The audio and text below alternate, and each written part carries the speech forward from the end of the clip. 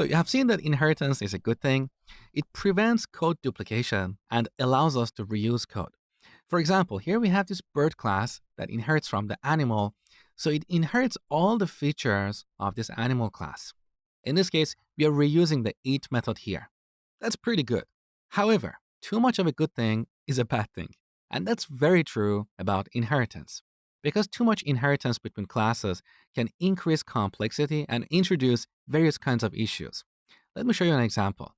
Here I'm going to define a class called chicken. Well, a chicken is a bird, so we can inherit it from the bird class. And here I'm going to use the pass statement to define an empty class. So as I've told you before, pass is a statement that doesn't do anything. We just use it to make Python interpreter happy because we cannot have a class without anything in it. We need to have at least one statement. So here we have the pass class. But there is a problem in this code. What is the problem?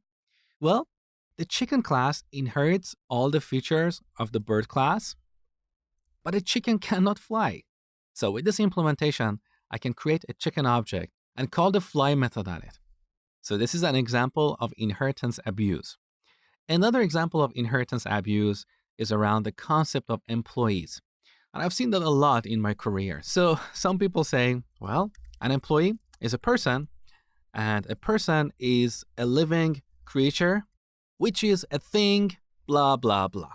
This is what we call multi-level inheritance, which can significantly increase the complexity of your software.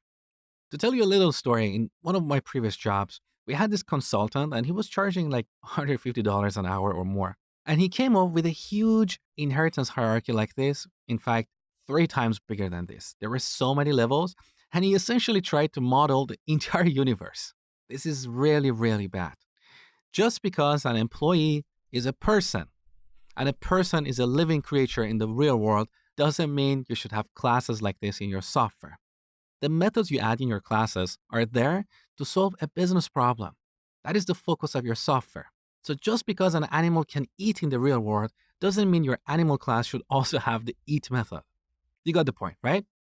So this is multi-level inheritance and you should avoid it at all times.